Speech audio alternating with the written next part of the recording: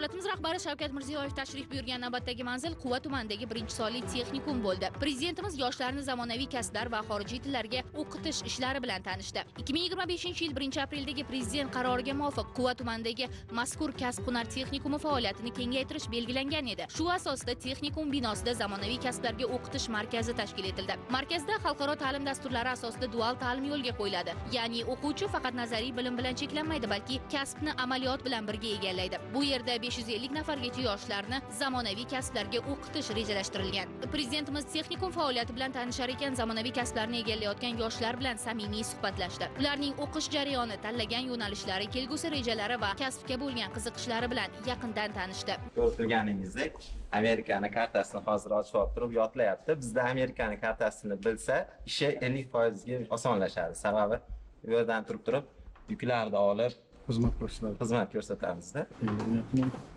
Hozircha yaxshi hammasi. Oldin o'zi ingliz tili kursiga qatnadi Farg'onaga. Keyinchalik inglizga o'qituvchi bo'lish niyatim bor edi.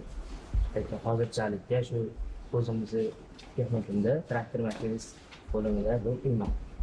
Lekin shu logistika kursi ochilgani uchun qiziqib, o'zim qatnashib ko'rdim. Qiziq ekan. Amerika logistikasi, Amerika insonlarla ishlash, Amerikani ko'rdim. Nima deyapti, daromading qancha bo'ladi deyapti? Daromad boshlanishiga 300-400, keyinchalik foizga qarab ish.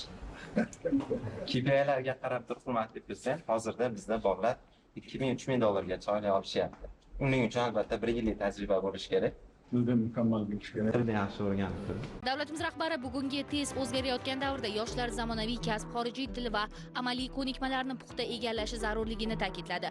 Shu bois bunday markazlar sonini ko'paytirish, hududlarda yoshlar uchun zarur sharoitlarni yanada kengaytirish muhimligi qayd etildi.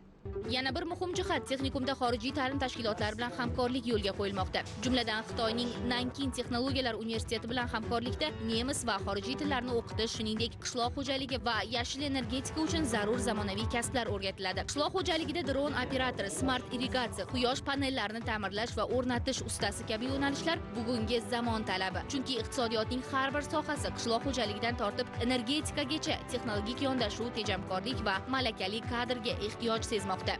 Mazkur markazda chet davlatlarga logistika hamda biznes outsourcing xizmatlarini ko'rsatish imkoniyati ham yaratilmoqda. Bu esa ta'lim muassasasini oddiy o'quv maskanidan xizmatlar eksportiga hissa qo'shadigan, yangi ish o'rinlari yaratadigan va hudud iqtisodiyotini harakatga keltiradigan markazga aylantiradi. Loyiha doirasida 200 ta yangi ish o'rni yaratilishi, markazlar faoliyati orqali xizmatlar eksporti hajmini 2 million dollargacha yetkazish kutilmoqda. Quvadagi ushbu texnikum tajribasi kelgusida respublikadagi 10 ta qishloq xo'jaligi texnikumida ham joriy etilishi rejalashtirilgan. Bu esa kasb-hunar ta'limida yangi yondashuv bir hudud bilan cheklanib qolmasdan butun mamlakat bo'ylab kengayishini anglatadi. Davlatimiz rahbari mas'ullarga qarata yoshlarga imkoniyat berilsa, u nafaqat o'z hayotini o'zgartiradi, balki oilasi, mahallasi va butun hudud taraqqiyotiga hissa qo'shadigan kuchga aylanadi dedi. Kasb o'rganayotgan yoshlarga ularning o'qishi va kelgusi faoliyatiga muvaffaqiyatlar tiladi.